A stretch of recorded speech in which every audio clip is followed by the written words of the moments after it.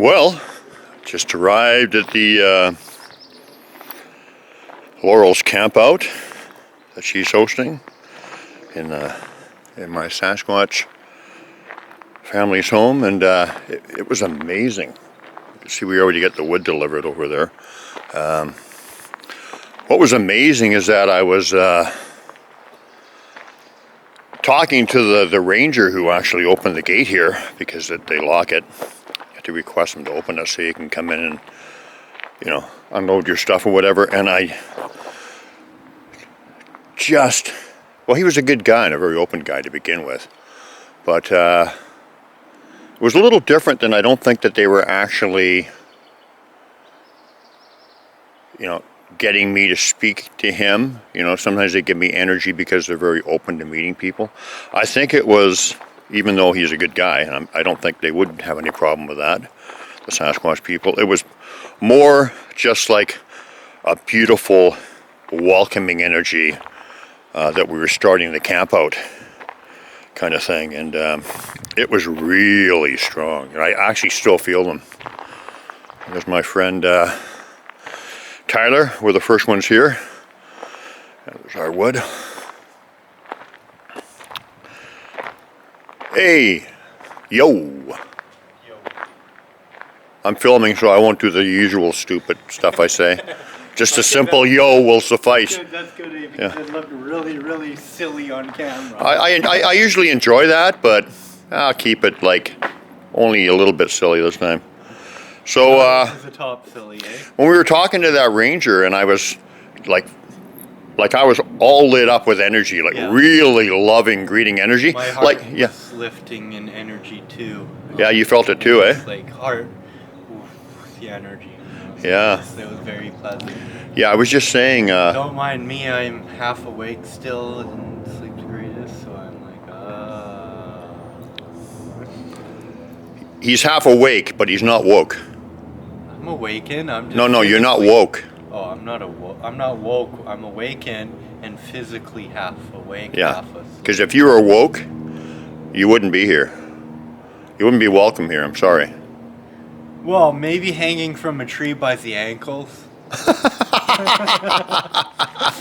And you know, we don't like to discriminate, but you got to have a certain kind of energy and stuff to be a certain awareness to be at one of these gatherings, because that's the people that they invite. If you don't have an awareness, you're going to be very negative and cynical, and it's just going to be like Buzz Killington, you know.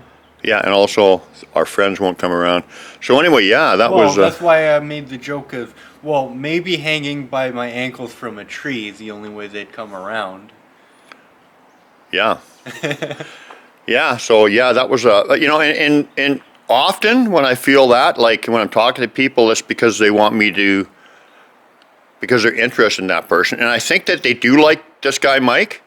Well, they're already. It's like, but maybe they're already reaching out to him on their own way, and they don't need you to do it. No. Well, no. Yeah, that's what they have me do. But this one felt different. It, like I just said, it felt like it was just a welcoming. Yeah. Here we are. Here's that wonderful camp out coming up, and we're really happy, and we're so excited to have you here. We're stoked for the Sasquatch Starbeam interactions, because last night the Starbeams gave me confirmation that they will be coming by, and either in the sky or, I hope, landing at our helicopter pad. But they've given me the confirmation that they will be making presents every night that they can, and they are available. And literally, it's been 4 nights in a row for me. The last 4 nights I've had ships appearing in the middle of the city. What do you mean every night they can? They can do it anytime they want, don't they? But they got. They can. No, we can't make it tonight. Well, they're here on bowling night. They're here on other obligations. What if the moment that I'm out there, they're fulfilling their obligations for coming to Earth, and they can't come meet me? Well, except that the Sasquatch, they can be like different places that they're. They can connect with different people and like remote. With the ETs, there's a different agenda they're going by. Right now, with what I'm feeling is they're picking up flybys, so they're flying over other regions, multiple regions, to make people Hold on. more aware and bring awareness. They're making Say that again, because you get cut off. They're making themselves what? the ETs, from what I'm aware and connecting with, is they will come when they're available. Right now, their main concern is making their presence known, showing more people, and trying to wake up more people by making their presence known. They're going to be making a lot more visible interactions with our species, flying over cities, flying at nights, making themselves known, not hiding anymore. Just coming in low orbit, underneath the clouds, bright lights flying by, silent so you question.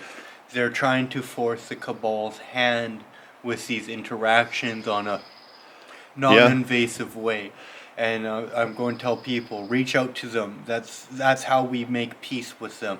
Our governments aren't doing it. Our governments are doing everything in their power to steal their technology by shooting them down. Well, from what I know of the Sasquatch, they're higher vibration, and the same thing with these Star Nation people. They're all about connection, Yes. love. I mean, that's exactly the opposite of what the cabal is about. Yes, so and this is- obviously, they don't want them to connect with This us. is why every stranger that I get the sense they're open-minded about ETs, they're not closed off, and they've had maybe an experience or they see the information coming out. I will reach out to them and share the Dr. Stephen Greer CSETI contact of the 5th initiation with them in order to expand more people reaching out in peace to these beings, because our governments haven't done it. With the secret programs going on, they're trying to shoot down these beings to steal their technology. They don't care about their life. And we, the people, need to reach out in peace, because that's how we're going to get into the 5th density, too. I don't think it's only to steal their technology, although you're right. I think it's that they're scared they're going to open our hearts and our minds up, because That too. because the Sasquatch have put me in a state of no fear. Yeah. They don't want me in no fear. Yeah. They can't control me with no fear. So they don't want us connecting with these benevolent spiritual teachers and whatever, because then their game is up. Yeah, then they've lost. They've already lost. Yeah. We're already connecting. So it's Yeah. as Smith said in The Matrix, it's inevitable, Mr. Anderson. And then his face went, oh crap, because he knew it was his demise. Well, that's what it is. They are doing so hard to delay the inevitable, because they know it's their demise, and they're doing everything in their power to delay it, which is going on. And don't worry about it. Don't worry about what you're seeing in the world. It's just delay tactic. We win. We've already won. We're catching up to it. Yeah, and send them off with love, because that's the only way to send any of the stuff off is with love, because they can't. One thing they can't deal with love, and the other thing is it's the right thing to do. Valuable lessons they've taught us too. So this is why we got to send them off with love, because they've taught us very, very important lessons that we needed and we wouldn't have gotten without them. They've just overstayed their welcome. Yeah. And that it's like as a collective consciousness, we're breaking up with a psychopathic narcissist, and that's what's going on. The planet Earth, she is breaking up with the psychopaths, and that's what we're experiencing in life. So it was no. Of course, we were joking or whatever, but you're right, because even in jest, you're still kind of putting the energy and whatever, and there is some judgment and humor. Yeah. So Yeah. That's why So what we very used, cautious on what I say, and that's why you get my reactions, because I'm aware of this stuff, and you may not be, but you're also aware of stuff that I'm not aware about. But that's why we're friends, is because we come together and we share what we are aware of to expand our awareness, and we don't hold the power to ourselves. We share the power, making each other stronger. Well, I don't believe in coincidence, obviously, and I don't believe we met by coincidence. Yeah. So what you're talking about is exactly what's happening, right? Yeah. We're kind of like complementing each other, and we're becoming more aware just from our different perspectives. I like the saying of riding on shoulders of giants, the ladder effect. Yeah, come on, jump up, I can carry you. I'm just joking. I raise you up. Well, that was okay. I raise you up, and then when you're up there, you pull me up higher, and then I pull you up higher, and we ladder ourselves up higher and higher. Yeah. Absolutely. Yeah. Well, I'm really looking forward to this, Tyler. I mean, I don't know.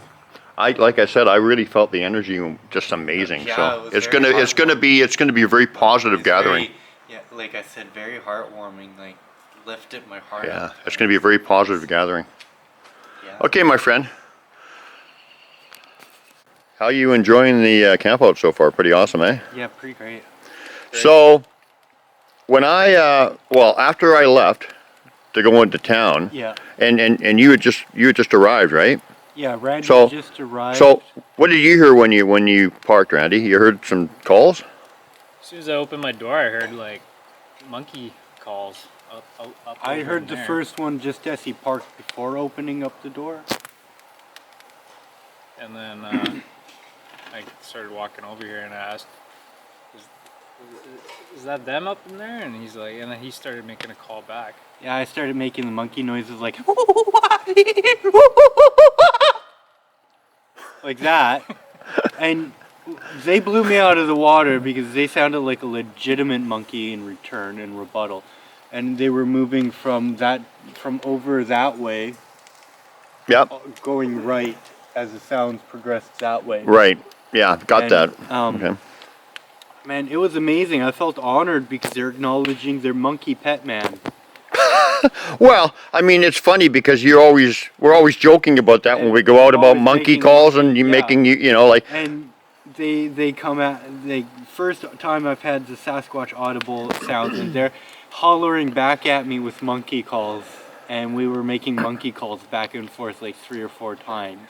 Didn't you say though it was initially something a little different, and then it Yeah, it started with like the like that or yelping, like similar to like a coyote yelp, but not quite. That doesn't sound the same, but similar.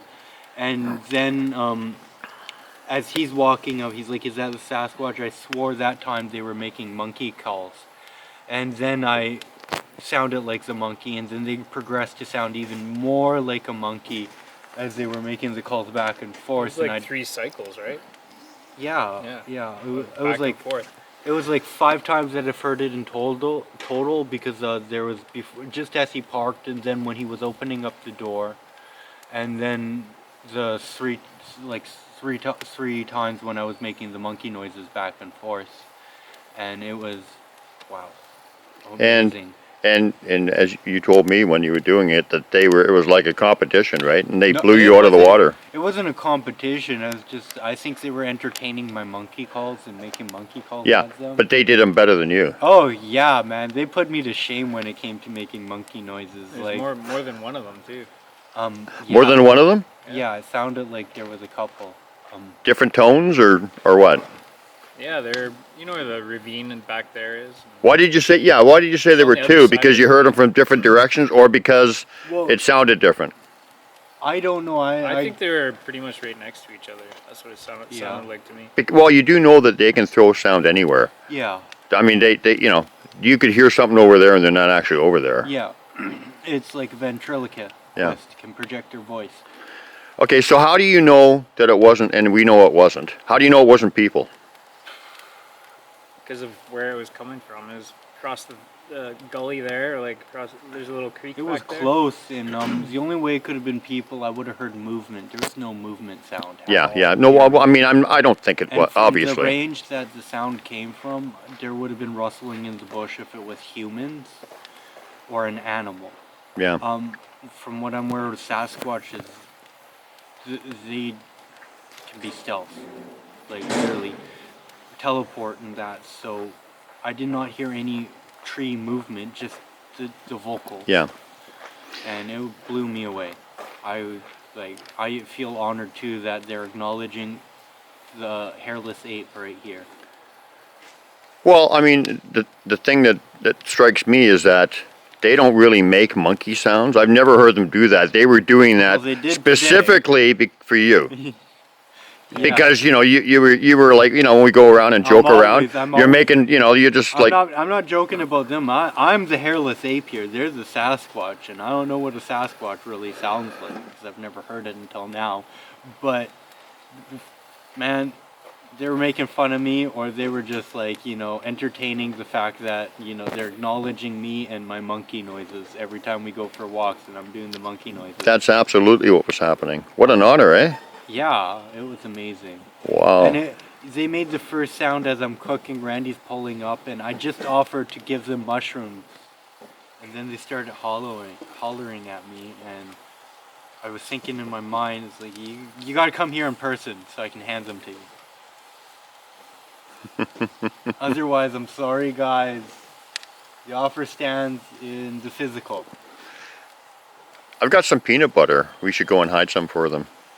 You guys want some peanut butter? Come here. Come in person. No, we'll put them up there. No, so come in person. I want the physical experience. That's why. Well, you know what? Maybe we'll put them over behind the building. And if you guys want to come and get it, come and get it. And if you don't come and get it, then I'll hide them somewhere for you. We leave it somewhere the bears can't get it. And as you mentioned, right on top of there is a great idea because they can reach up there no problem. They're that tall. The bear have a little bit more of a challenge. Well, we saw Barney get up on the table and take stuff from up there, didn't he? Yeah. Remember Barney was right up on the table? He's brave. But, well, we'll figure something out. So any more thoughts on the calls? It's just beginning of the week, and I'm stoked to see what happens. If that's like just the beginning of the week, what do they have in store for us all week? Like, well, I mean, like I said, as soon as I came in here, I felt them really strong, like super strong. My heart lifted up too. And I still feel them, so It's it should be fun. Thank you for coming by, guys. We are so appreciative. And Randy's, well, you already know that, but Randy's only staying for the night, so let's get it on. His car. Let's get it on tonight. While he's sleeping, shake his car. Bring it on.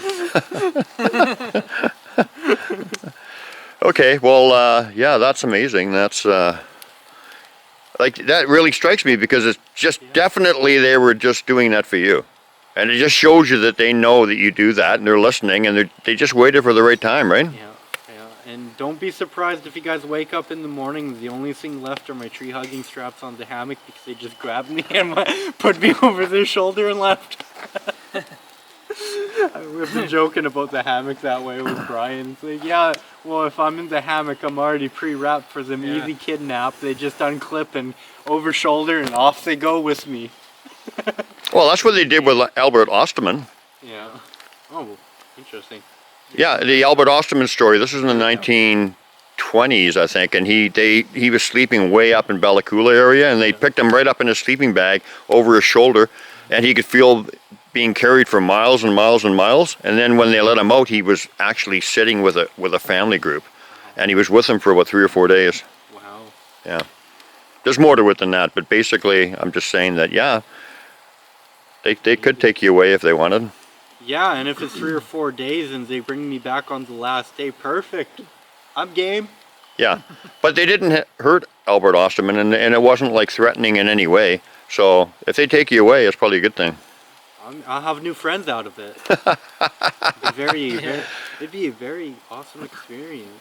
I think you've already got new friends. Well, yeah, if they're making monkey sounds back at me, then that means we're friends already now. It does. Thanks, guys. I'm glad. I love you guys.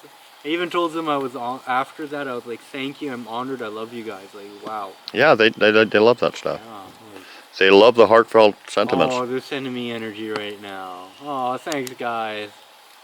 Wow. That's nice. What these guys are really a good gang, man. They're the love monkeys. The love monkeys. Yeah, right? Come on, make some monkey noises for us for the camera. Hey guys, and anyone watching this, well, the Sasquatch know we're just, it's high vibration fun and just, goofing around. But anybody listening to this, they're not monkeys, and we don't think of them as monkeys by any. I mean, they're more evolved than we are. They're probably smarter than I am. Well, no, they are. And I'm pretty smart. Well, they're definitely smarter than you. I'm not sure about me, but no, they're smarter than us. And just a beautiful experience. Okay, thanks, guys.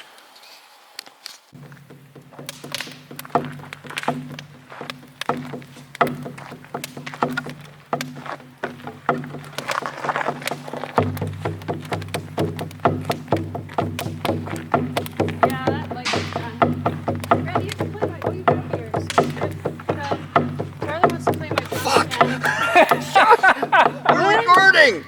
Oh, sorry guys. I just reamed Tyler out. Oh. He's not always as wound up. If he wants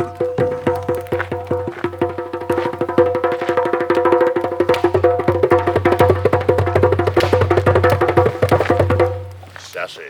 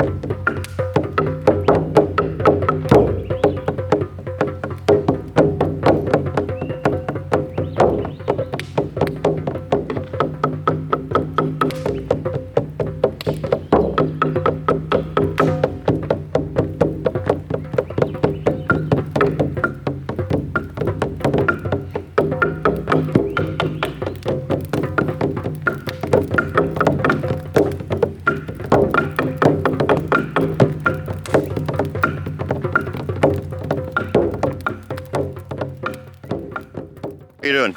Good. Yourself? Can show us that stick.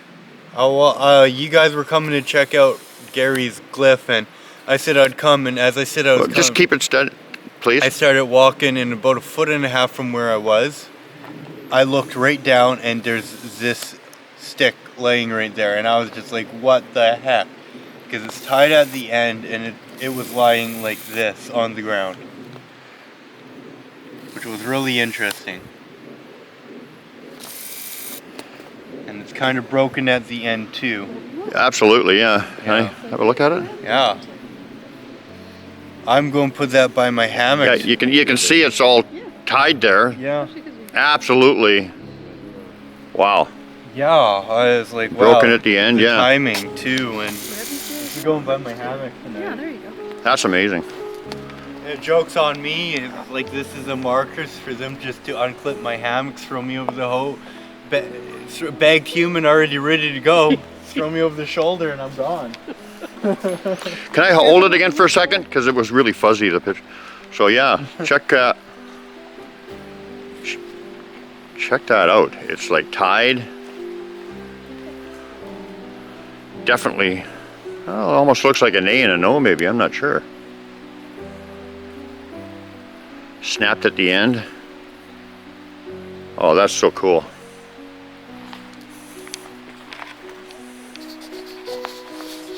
Here we are, the four of us. Hey Laurel, thanks for hosting everything.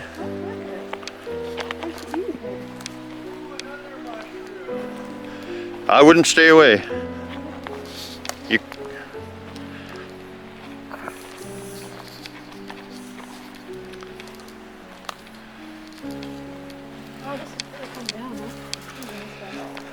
There's the science lad.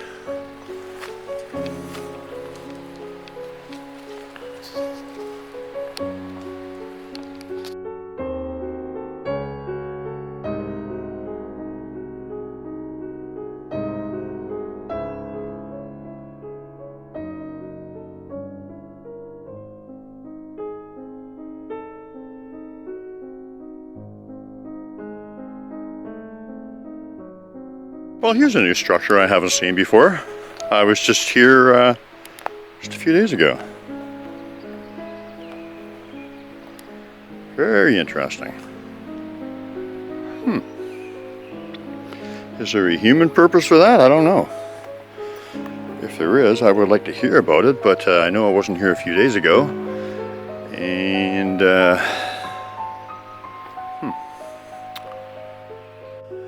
yeah, just walking up along a beautiful trail on a beautiful, beautiful sunny May morning, May 20th. And yeah, I just noticed this X leaned up against a tree. Went and you know, examined them, looked at them close, and saw if they were hand placed or whatever. And yeah, they didn't just fall that way naturally. They're placed there. So a beautiful friendship welcome sign.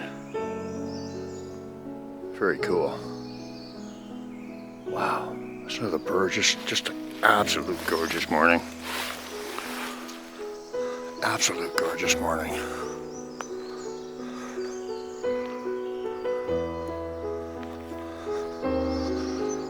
Yeah.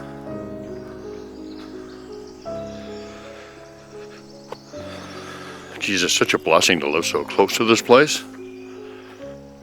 I come in here every day, which I pretty much do. Yeah.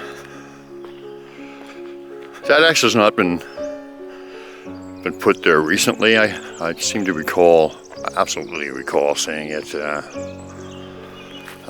don't know, I think even last year or something. So it's not new. But I don't think there's any question as to who put it there, myself. But, you know, look at this nice big stump here. Wow, what a day. Finally starting to get the May weather that we should have had weeks ago. Got a little gathering here coming up next week. It's Friday, May 20th. So on the Tuesday the 24th, 25th, 26th, and 27th, small gathering of some Sasquatch connected people, and it's going to be fun. As usual, the locals always seem to have something in store for us, so really looking forward to that. Brian? I'm Hey. doing very well, thank you. I just wanted to thank you for this. It's a small little gathering, you know, basically just Gary and you and me and Tyler. And then of course Randy dropped in for the Monday, which was really fun. But has it been what you hoped for so far? I always know something's going to happen. It's been really great. Everyone has its own flavor. This one's completely different than all the others. Yeah, it's been very interesting. It's been a really great time. You want to elaborate on the interesting? When you say interesting, then I say, okay, so what's been interesting? So, okay, I'm walking from my tent, which is up back there, sort of away from everything. And I look down, and it's getting dark, actually. I think it was getting dark at that time. Like, it was darker than it is now. And I see something glinting out of the side of my eye, and I look down. This is very close to my tent. Let's see if I can find it.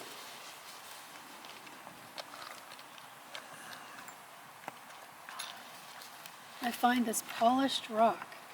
It's a kyanite, I think. Just beside the path. Yeah. So that was pretty cool. Well, and you know, we're doing a lot with crystals and stuff. So there was that. Yeah, I mean, they've given me quite a few crystals, so it kind of fits the pattern, right? I think that's my first one. And then the next day. It won't be your last, they said. Oh, okay. At least that's what I got in my head. Yeah, that's. You know, you got to trust that first thought, right? Yeah.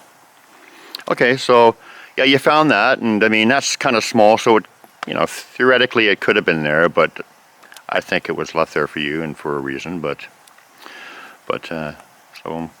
And then, sorry, I'm just getting mesmerized by the. Turn around and shine your camera over there. It's beautiful behind you there. Yeah. Beautiful. Okay. And so then, oh, let me back up a little bit so we can see it in all its glory. So what's the story with this? I was walking up to the tent with my brother, and I looked down in a path that we'd been back and forth on many times. And this is the next day, and this is across the path, right by my tent again.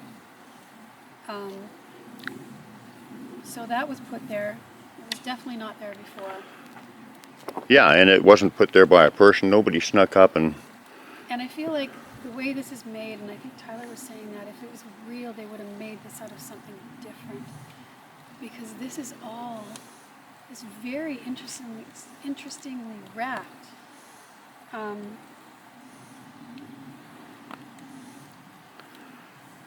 it's very, like you could paint it.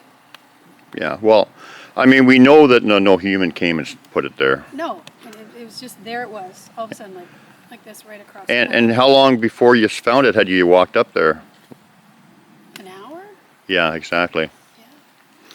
So, did you get anything from it? What's the significance? Well, Because it's gotta have a meaning, right? I'm just intuiting that there's a past life connection with this, not this particular one, but with having a bow before. There's that. And I also feel like they're marking something. They're letting me know that they're marking some sort of, Stepping stone, yeah, something like that. And or I have a feeling it's because this is the first sort of campout of this type that we've had before. So I feel like it's marking that as a symbol of something that's getting started, or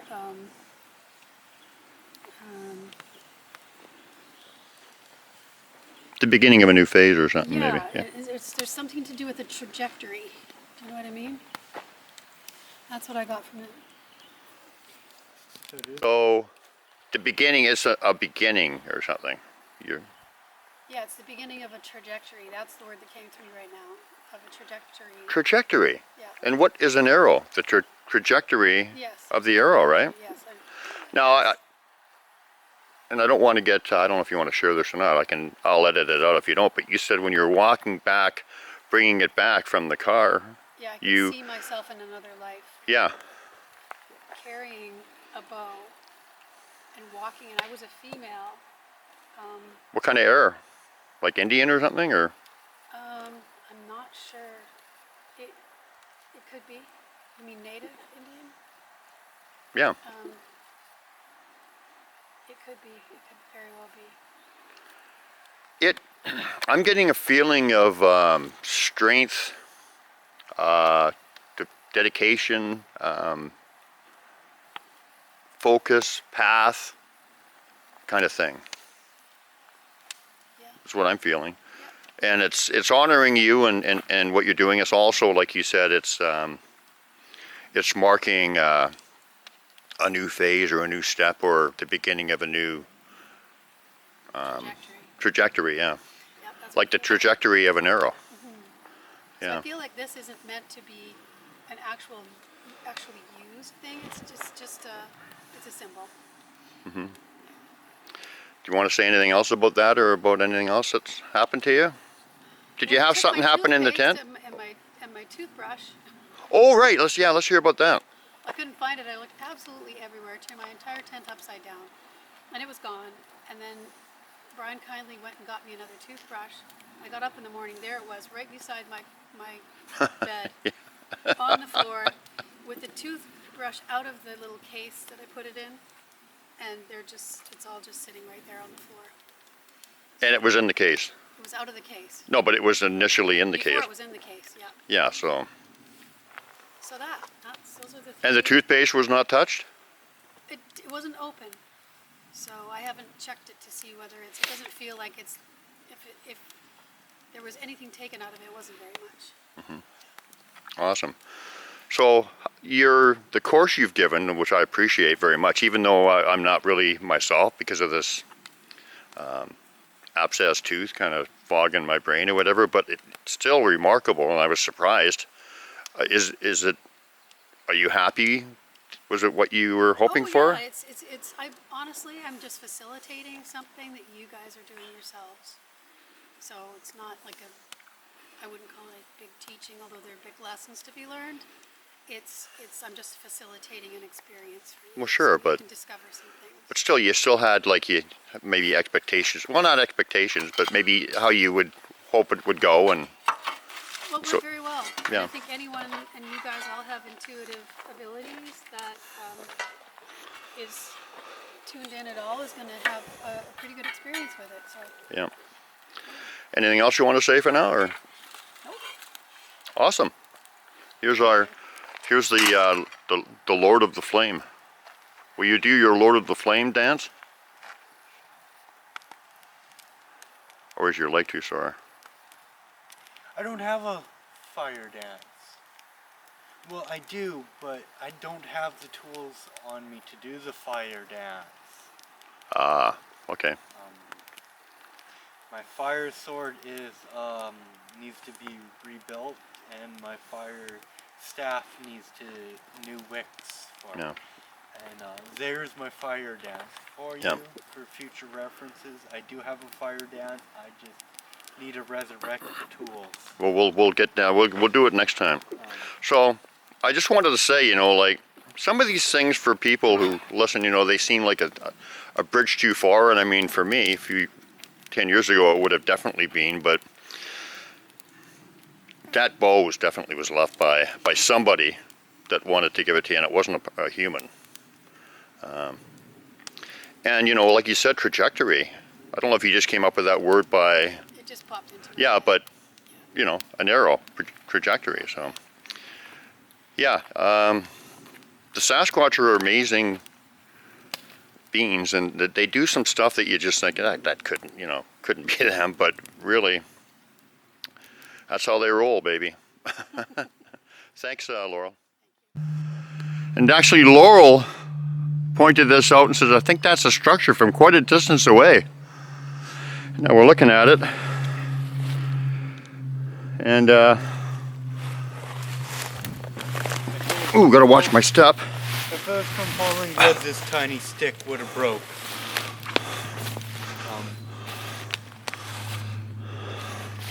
Wait. Wow. Oh, definitely.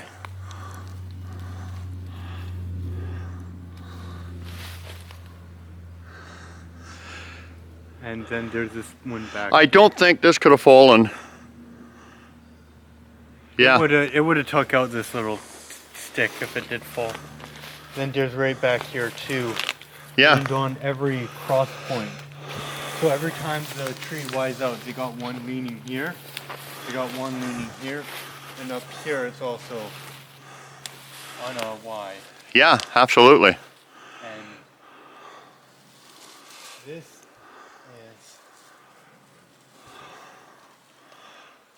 that was leaned on a dead old tree because that wasn't placed in the ground, but these look like it was placed. Yeah, the three. Yeah. Then I have to point out No, I think it was placed. this went well, separate. There, oh my gosh. That looks like it just fell. I don't know. I mean, there's three of them leaning up against it, so I think it is what you thought it was. What do you think, Laurel?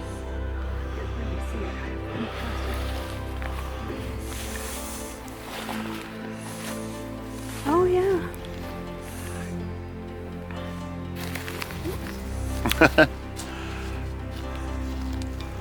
Yep, that's what it was. It's different than I thought it was. Yeah, it looks good. Good eye. Did you feel it or you saw it? No, I turned and I looked and it was just shining. Well, the sun's gone now, but it was just shining on this thing. Like that. Oh! Yeah. Nice. Well, I'm going to have to say 3, 5. 5 of us at the beginning. Could be. They've done that before where they've used sticks and stuff to, remember that bundles? That was incredible. That's the connection I made when I saw this over here. Now, this stick is hanging on my box. Not touching the ground. It's hanging on my box.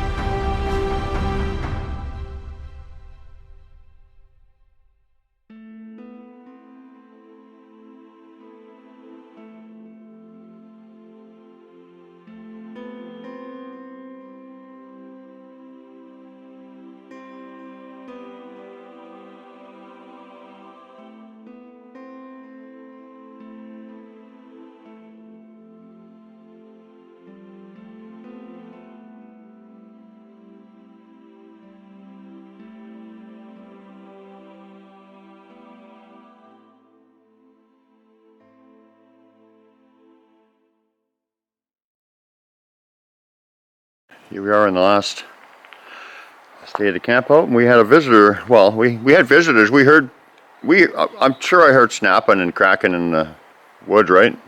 You guys Aside are. from the fire, I heard in the distance occasionally a twig here and there snapping.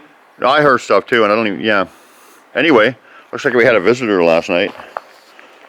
Well, for sure. Obvious cliff there.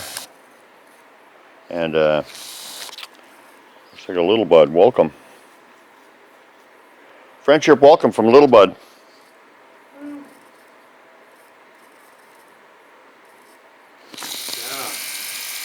She made like a hammock glyph for me right by my hammock.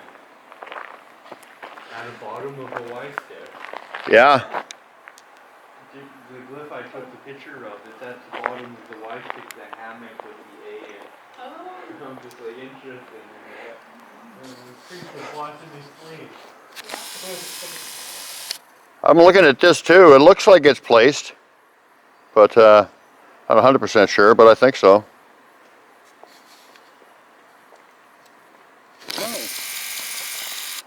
Maybe. Yeah, doesn't it? Good morning, Tyler. Good morning. You know, nature must agree with you because you're usually quite grumpish, I know, right? and you don't seem too grumpy this morning.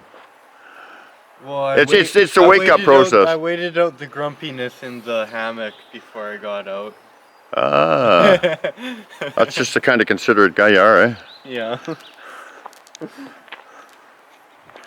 You saw this, right, Laurel? Pretty cool, eh? Yeah, very nice. Yeah, that one's 100%. Little Bud, welcome sign. The open triangle is Little Bud, and then you can see it crosses at the top, an obvious X. Friendship, welcome from Little Bud.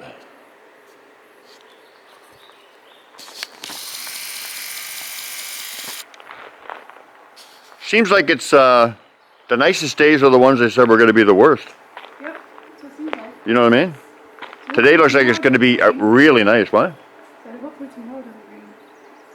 I think it's going to be nice all day. Maybe it's like a long time to go. So I made this glyph in response to Little Bud's signature and his friendship. So over here is the original one.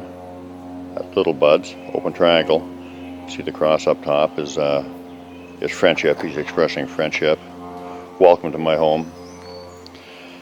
And so I connected everything. What I did is I made an A for Arrrie, because it's always always try to acknowledge the clan of Arrrie. At least I do for here. Attached to that is my B signature. Off of that you can see Tyler's T, Laurel's L, and the roof of protection, which is what they do in here. They do protect us and watch out for us. And they're all connected. They're all connected. So yeah. So we get the 5 signatures. Arrrie, myself, Laurel, Tyler, and Bud, and the roof of protection, like I said. I think that's pretty evident. You have to look at these kind of abstract. They've taught me a lot about how to read them and, obviously what certain ones mean. So here it is, and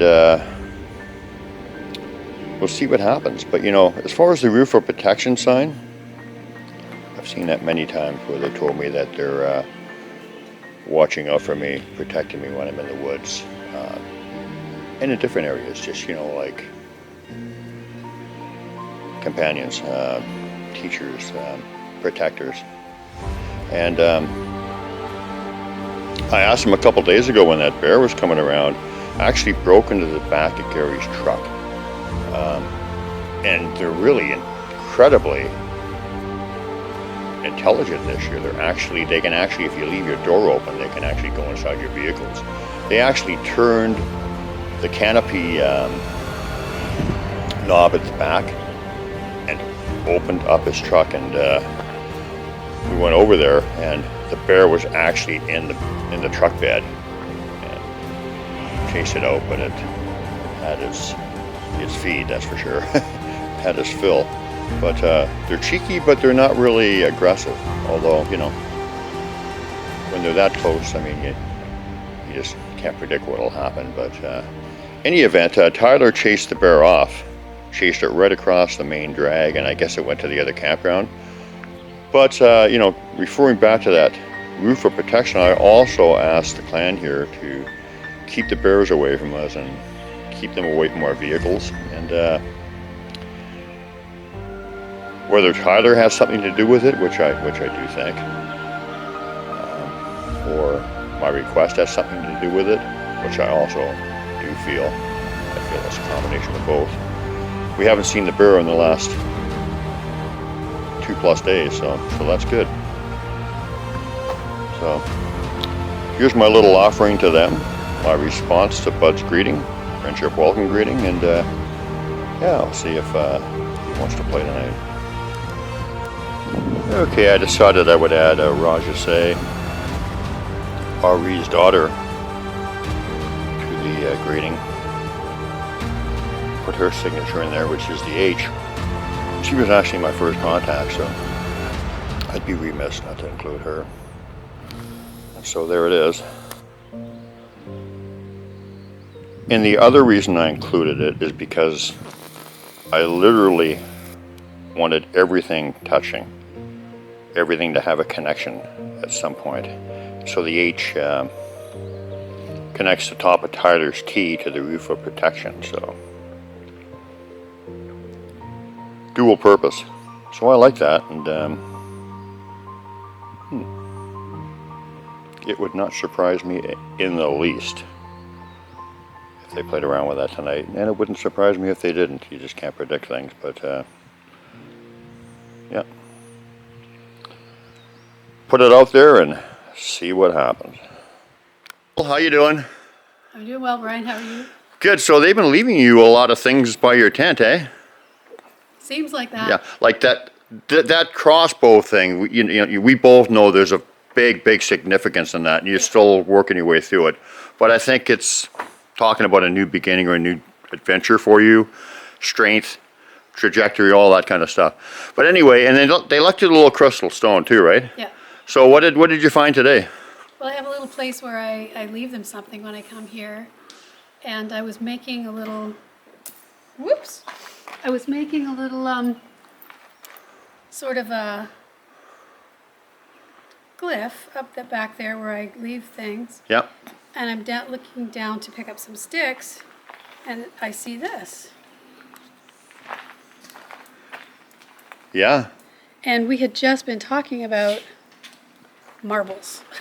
So, Yeah, with Tom. well, Tom, yeah, and then this other Sasquatch that I interact with that's close to my house. Oh, right. Yeah. How I had left her some marbles just, not because I think, I'm starting a gifting thing with her, it's just an acknowledgement and it like an initial thank you, I see you sort of thing. I can get this done. So where was it exactly? Right by that little place with the heart rocks and stuff? Yeah, right there, right down. I was just picking up wood chips. Right out in the open. Yeah. Yeah. So I looked down, it was right in front of me. no, I mean I've gone up there and we've gone up there and looked at it, Yeah. checked stuff. It was not there. No. Definitely not. Yeah. Wow, that's so cool. Yeah. I think tonight Not. might be. Yeah, they might have something in store for us tonight because I'm getting some kind of maybe a goodbye or something, some Yeah. kind of thing. I'm getting that. Yeah, that's the thing. That's the thing I love about, everyone's relationship is different. That's one of the things I love about mine is that they, when I talk their truth or whatever, they actually give me that They energy respond. confirmation that yes, like they're excited, like you're speaking. Yeah. And that's,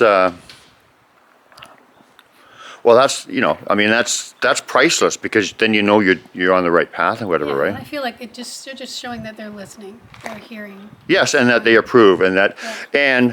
yes, that's right. it's a confirmation and whatever. Let's see that marble again. Wow, you're gonna have a little collection of. You gonna put that with the crystal and stuff, or what are you gonna? Yeah, I don't know what I'm going to do yet, but I'm going to keep it. Yeah, that is so cool. And there's our resident monkey. Monkey slash elf wizard. Monkey slash elf wizard, beautiful soul. Space wizard, space elf wizard. Beautiful soul. Yeah. Your soul is, you see, your soul is too beautiful for most people to understand. That's why you're, that's why you're. I gotta tell you something. Hold on. I'm too awesome for this world. Yeah. It's one thing I've said over the years to deal with being, single. I'm just too awesome for everybody. They can't handle the awesome. You're just on a different, I'm not going to say level, because level is a competitive word, and I don't like that. You're on a different wavelengths. Trajectory, frequency, wavelength, whatever, and you're hard to understand for people who are not like kind of on the same mindset, Yeah. But you are going to meet your. I'm even tough to understand for myself. But you will meet your true love. There will be a woman who is. Yeah, someday. Yeah. Someday. Hopefully soon. Yep. Not multi-dimensional soon, because soon could be like 4 years from now for them. Yeah. As I've had first-hand experience with that one. Yeah. It'll be there soon. A couple of years later, it's there. It's like, yeah. Is this what they mean by soon? It's been like 2 years. Yeah, they don't follow linear time, so soon for them could be like 10 years or something. Yeah. Yeah, exactly. Yeah. My friend, what are you doing up there, Pesky? Hey, Pesky. What's going on, mister?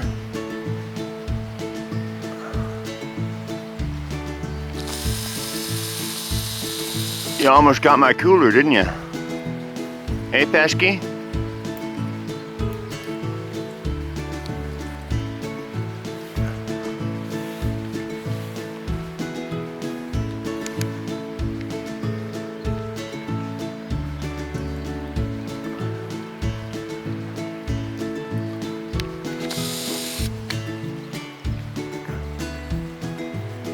Yes, you did. You got chased up a tree, boy, and you deserve to be up there. Bad, bad boy. Taking people's good food. Yeah. Bad boy. But I still love you.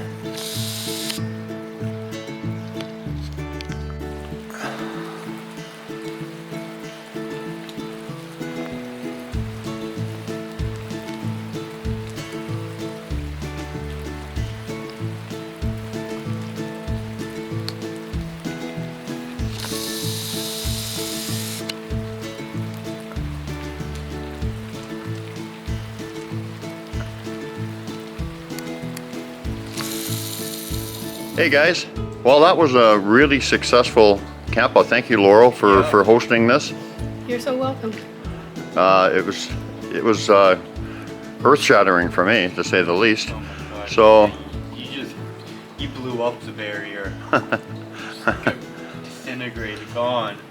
yeah, it was amazing. So Tyler, your thoughts on your 4 days here? Last night, I think they did wake me up in the middle of the night to say goodbye, because I was in a good sleep, and then out of nowhere, I'm just like, I'm awake, and I could hear all the wind and the rain, like, and the trees going, and I had this tingling sensation across my body, and I just felt the need to get up and go reignite the stove fireplace. So I think they were saying goodbye, and like, we're a little chilly out here. Could you get the fire warmed up so we can get warm before we go? And yeah, I think the SASQUATCH came and said goodbye. Well, see you later. Not goodbye, but see you later. Thanks for coming. Kind of thing in the middle of the night. I don't know what time it was, but it was like everyone was like, it was a storm for sure. Yeah. It's great. And you know, from your reaction, you really enjoy what Laurel was laying down, especially Well, I mean, I can't say especially. I can't talk to you, but I Well, the most especially like the gatekeeper exercise. The most significant, yeah, was the third dimensional exercise. I didn't experience any gatekeepers, just all energy and colors and swirls and Yugen. There's no way to describe that. Yeah. It's merely impossible with our methods of explanation, and the only way I can describe it is through telepathy and the exact, just projecting what I experience to you. There's no words to describe it, only feelings can. Yeah. Well, thank you, Tyler, for coming. Yeah, thank you for bringing me. Well, you're supposed to Thank be you here, for so hosting what this, Laurel. what else was I supposed to do? You were supposed to be here, right? Well, Laurel, any words to wrap up a wonderful occasion? Just thank you for being here and for participating, 100%. It's been really wonderful to watch you in particular. Thank you, thank you. And once again, thank you to our hosts. You know, I always say this. Oh, I'm getting the energy. They like that. Yeah, They love thanks, they guys, love it. man. I'm Yeah, always thank you going to remember my this. Sasquatch family and to any other interdimensionals that showed up and chipped in, the star people, Star everybody who Star showed up. We're Nations. so grateful.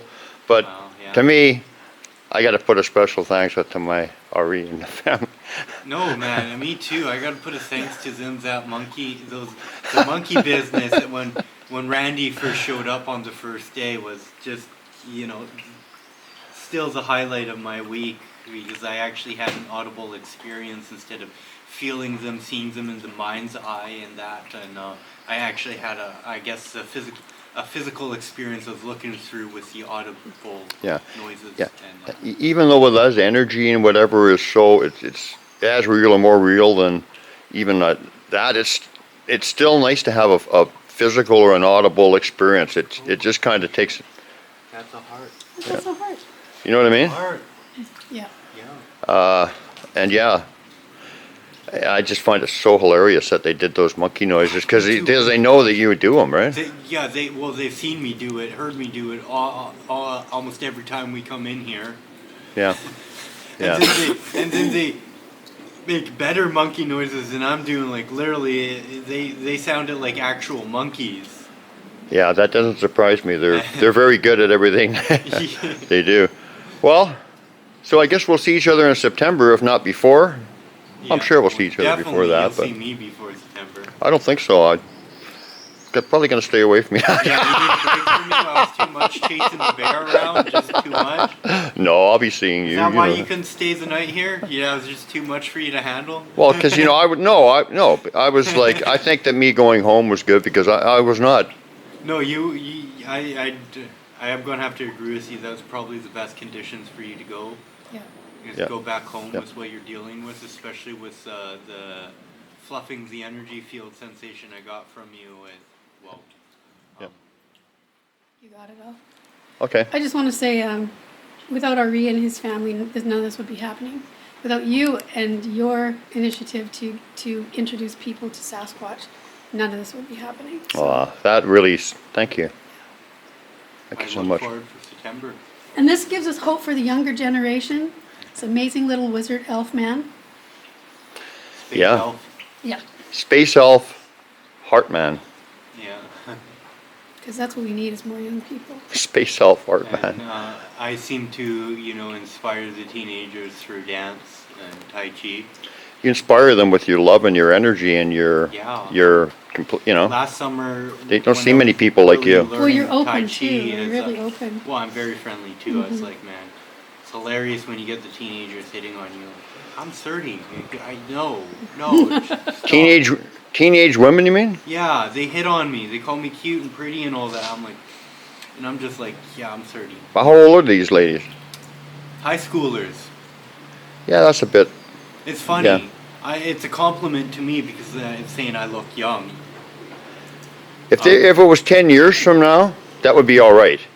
If they were like 30 and you were 40, that'd be fine. But like not 16.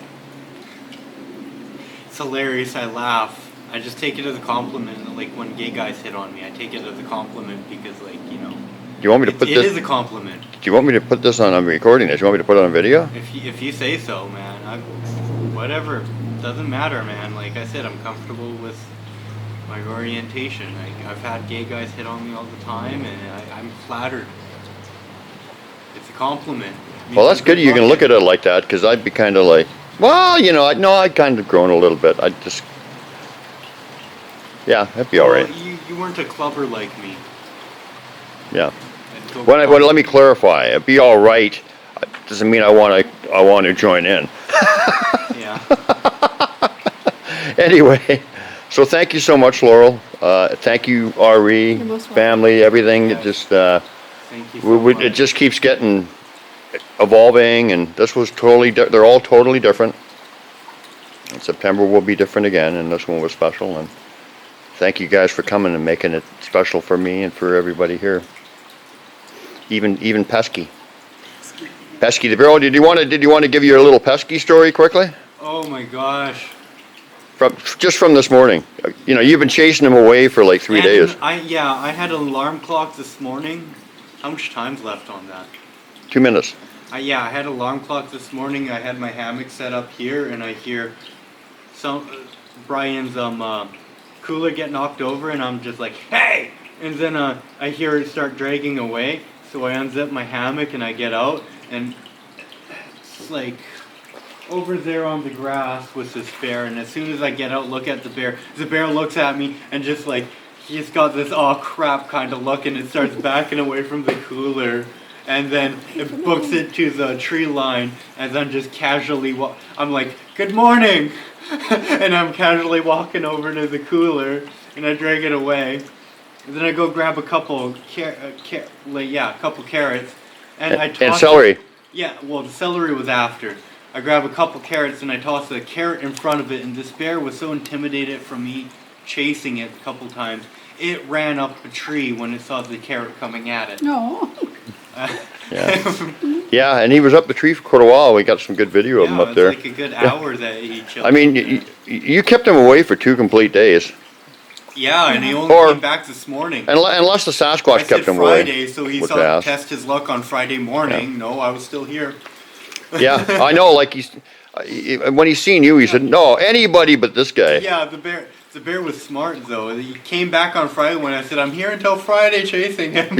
Yeah. All right. Well, anyway, everybody, we had a great time, and hopefully we'll see some of you guys that are listening to this next year, or I mean next September, and this September. Well, yeah, it's still September. In September. In September. Okay, thanks, guys. Thanks. So this latest campout that I was part of was not actually hosted by me. It was hosted by a good friend of Susan's and mine, Laurel. And she's part of the Light Body Academy and is a facilitator there, and is just getting into being a teacher. And so she offered whoever would show up at the campout, you know, people with open minds and people who were receptive to this, to attend, and she would offer them some free lessons. And, you know, personally, you know, I'm basically an intuitive. So I'm intuitive with my healing. I'm intuitive with basically everything. I don't read a lot. I basically leave it up to myself and the teacher. And there's a reason for that, I suppose. That being so that I don't get influenced by anything other than directly from the source of the teaching. Now, I know that that's not always ideal, but it does have its benefits as well. So in any event, I said Laurel was putting on these courses, and her brother, Gary, my friend Tyler, and myself took them. Gary had to leave the day prior to the completion of the 3 days of lessons.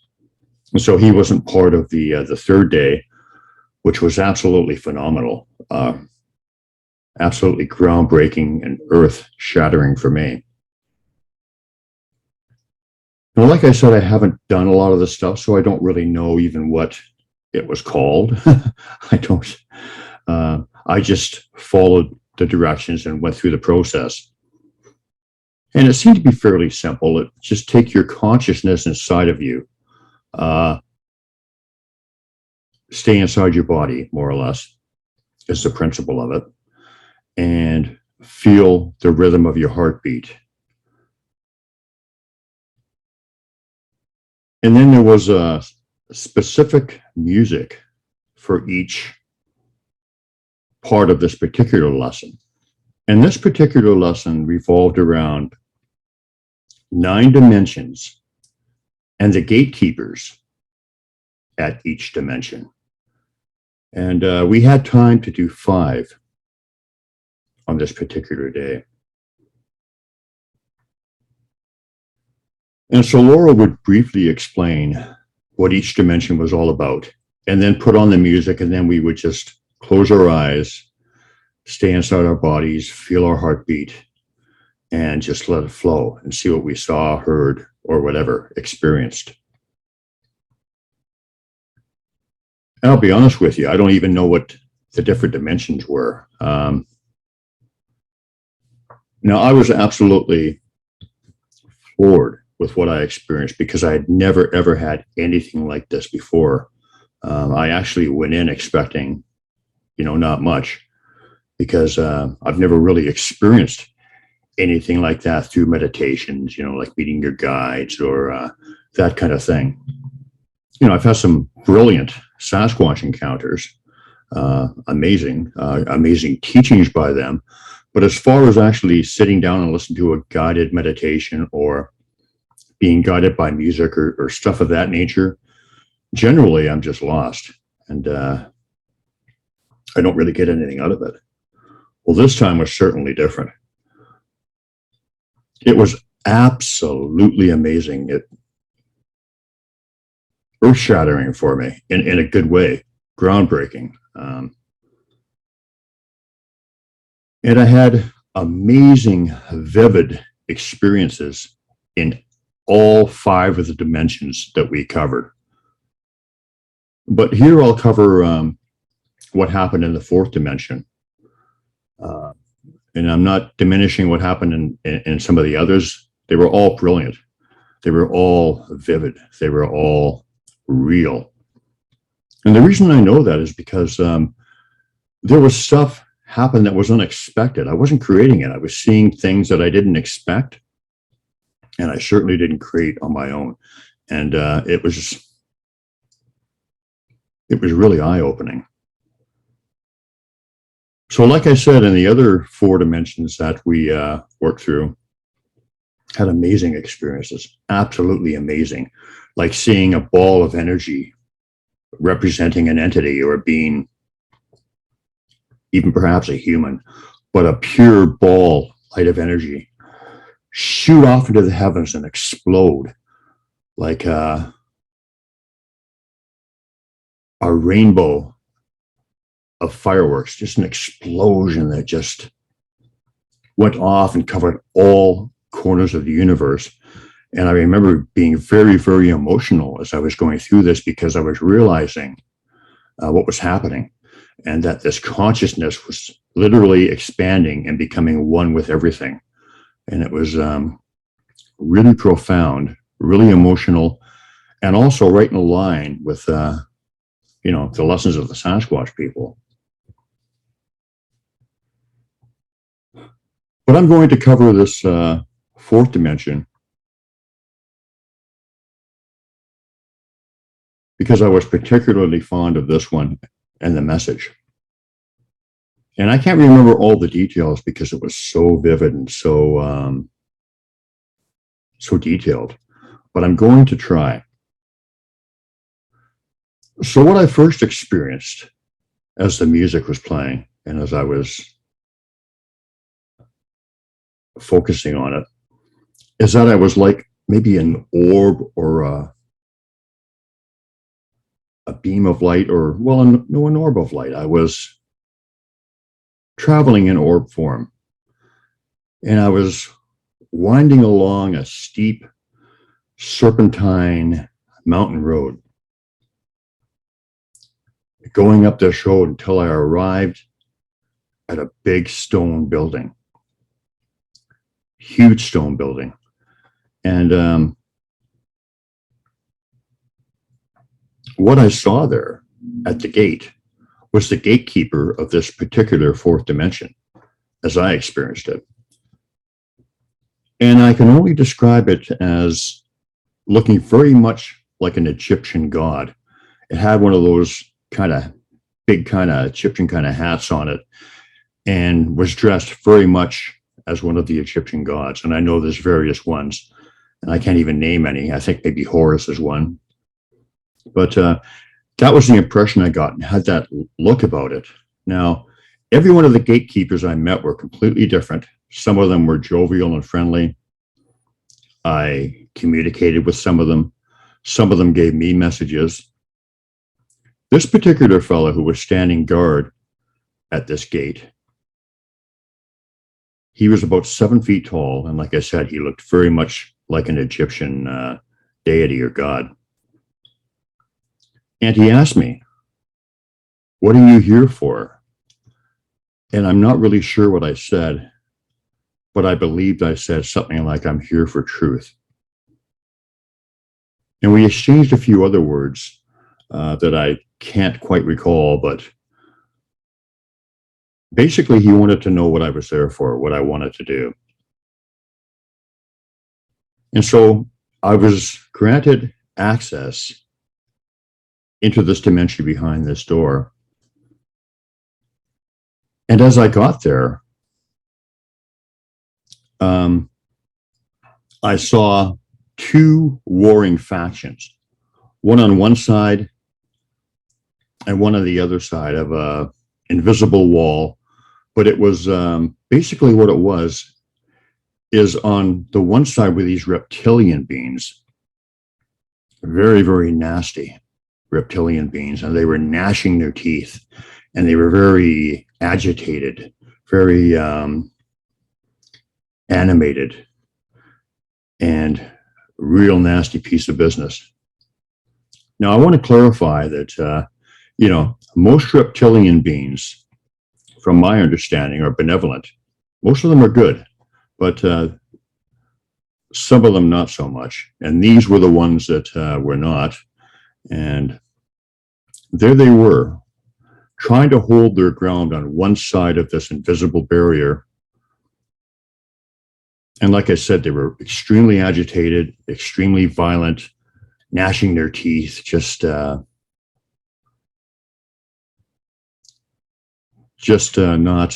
not friendly, put it that way. And so what I picked up on is that this was like the war that we're all talking about, the spiritual war that's going on. The reptilians were on one side. On the other side, opposing them, were these beings of pure light. And they had a humanoid form, but they were basically transparent. The thing that really distinguished them was their light coming from their essence, pure, loving light. And what was going on with these beings of pure light is that they were energetically opening up gaps and holes in this wall of defense that the reptilians had put out to stop consciousness, truth, love, and knowledge coming through from the other side. That's the kind of thing that's going to wake us up. That's the thing that will affect our transition shift. That's the thing that will raise our vibration and change everything. And these reptilian beings were trying desperately to hang on to the old ways and to stop this from coming in. They were very, very agitated, very aggressive. The white light beings were very calm, just went about their business. No hate, no animosity, no judgment. They were just there to affect the change, to bring consciousness forth. And as I said, as they opened up these little gaps in the wall of the reptilians, knowledge would come through, love, downloads, all the stuff that so many of us are experiencing that have changed our lives. That we say universal knowings and the like that come from the other side. This is what the light beings were trying to do. And so they were shooting these truths through these gaps that they opened up in the wall of reptilians. And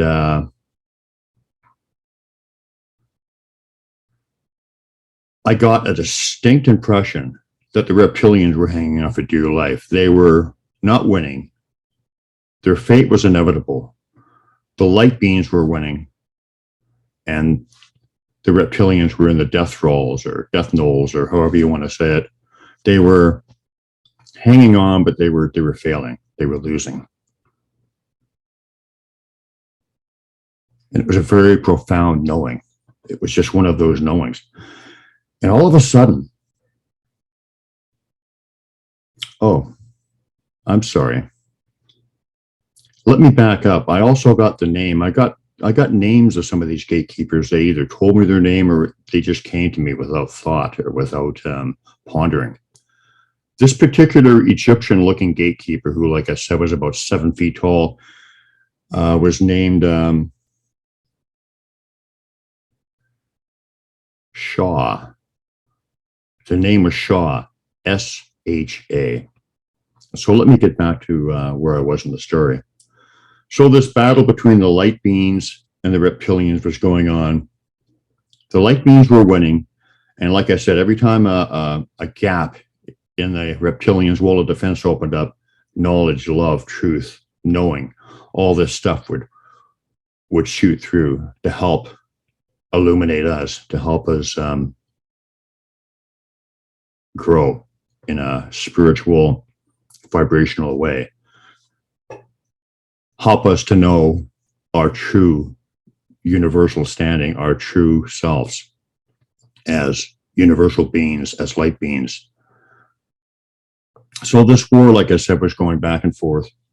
We were winning. All of a sudden, I saw this figure approaching from a long way back, walking up from like a pin to getting bigger and bigger and bigger and bigger, approaching very calmly and very deliberately. And as it approached, I realized it was also a light being, but its energy and its light from within was infinitely brighter than the smaller beings that were defending the wall of defense. It was very omnipotent. It was huge. This was a giant being of love, light, and energy. And he walked up deliberately, without malice,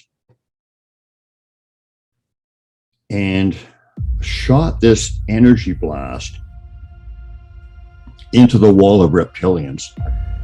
And it reminded me of something like the Red Sea parting. It just opened up big. It was much different than what the little beings were doing. They were getting little glimmers of the energy through. This guy opened it up big and wide.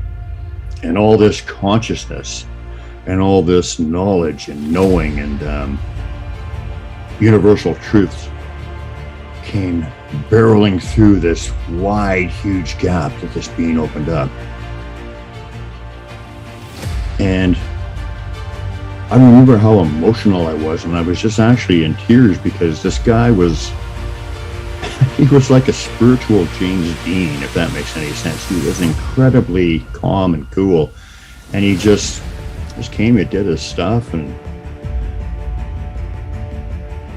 went away. But yeah, he opened up this huge parting of the sea, opening for all the knowledge to come in. And it was beautiful.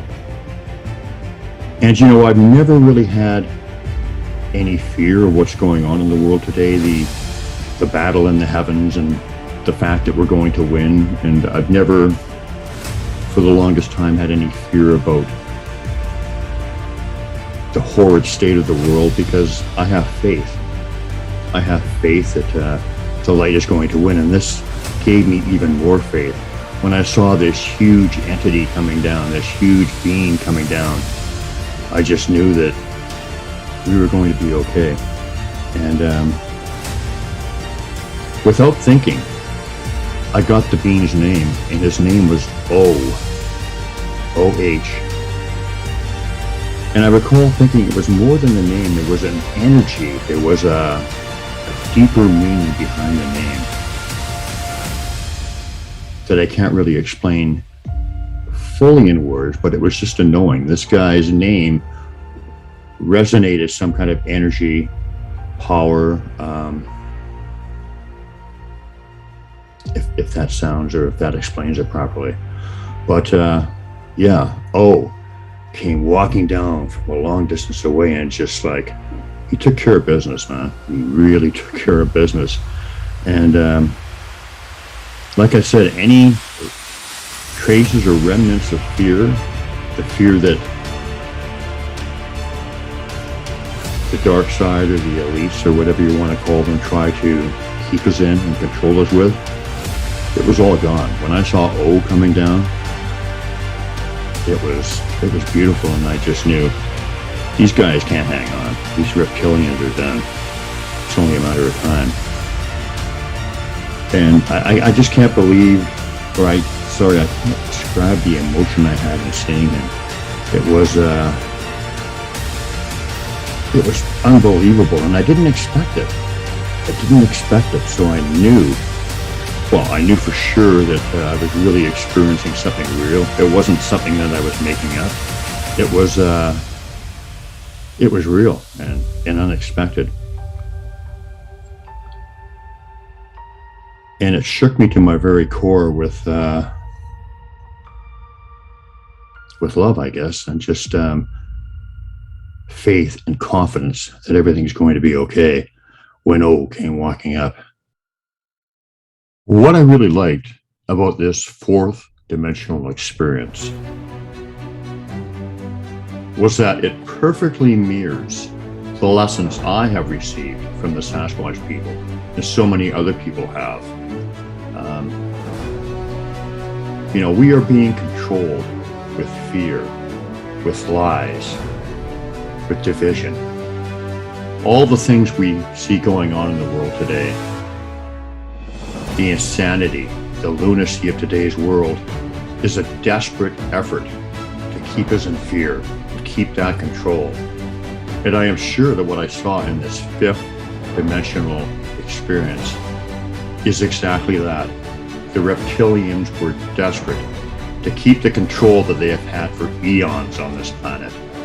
And so this experience confirmed everything that I know, that this is actually happening, and that the consciousness and the light is coming through. And we are winning. We will win. We have won.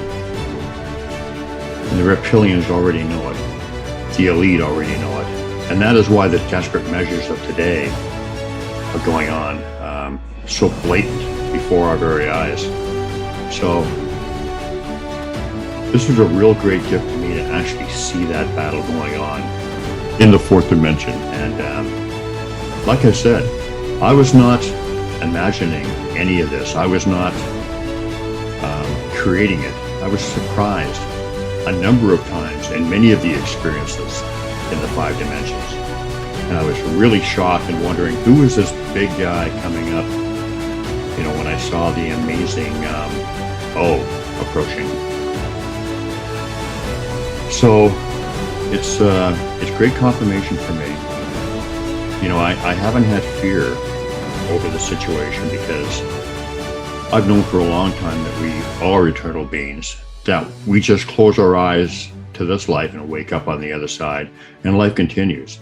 There really is nothing to fear. This is just a classroom. But we still have to live our experience in our lives day to day. But when I saw O come up and do his thing with such grace, dignity, power and yet calm, without malice, without any kind of judgment. It just gave me that extra bit of knowing that we will come through this. And if there was any residual fear at all, this experience completely took it away. So I think that's a good message to all of us. It's certainly an important one to me. And I'm ever so grateful. And I would like to thank Laurel for hosting this camp out and for giving Tyler, myself, and Gary these lessons, because they were beautiful and they did nothing but enhance my journey and of the other people who participated. So thank you. I just wanted to mention something about the camp out. I left the park one night at about 1 o'clock in the morning. And there was a guard at the gate because the park itself actually closes at 11. So there was a guard there that would open and close it for people who were wanting to leave. And as I pulled up, I had seen this guy 2 or 3 times previous nights. And I guess he was the graveyard guy. And he seemed like a really outgoing, friendly guy. So I started talking to him. He was saying how much he enjoyed the park and how magical it was. And,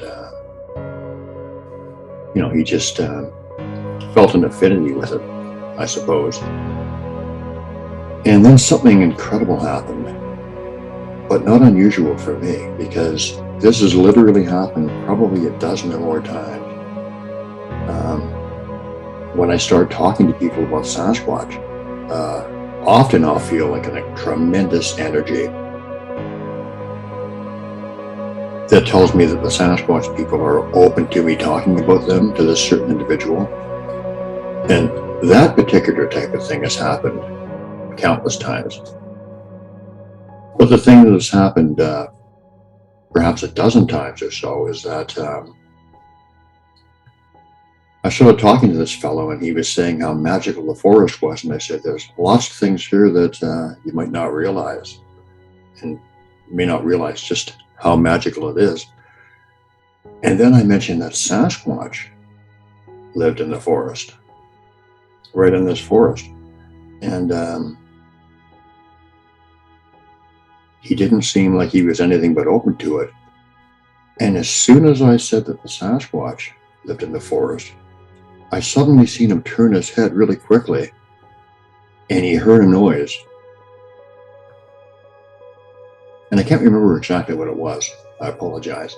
But it was a noise that I associate with Sasquatch. And not only that, the timing was immaculate. He just turned his head really quickly and said, I just heard something. And I said, well, there they are. That's the Sasquatch. And like I said, this has happened lots to me. Lots to me. And it's always amazing, always reaffirming, always a blessing, and always special to know that, you know, they said, you represent us everywhere you go. And when I talk to people about them and I get that kind of response, it just makes it, you know, much more real, much more of an honor, and very grateful for that. But yeah, just started talking about them and there they are making noises in the bush. And I'm sure he had something to think about for the rest of that night. Quite sure.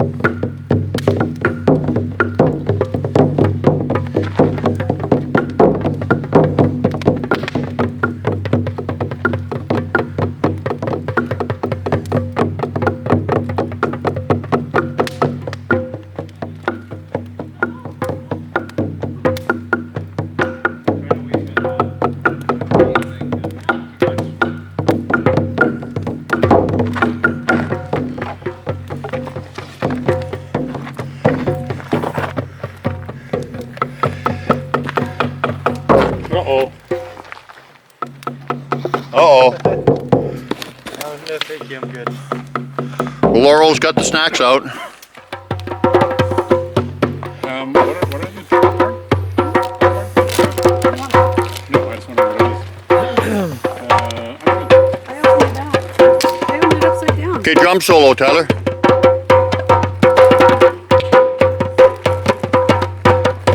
Big finale. 10 seconds.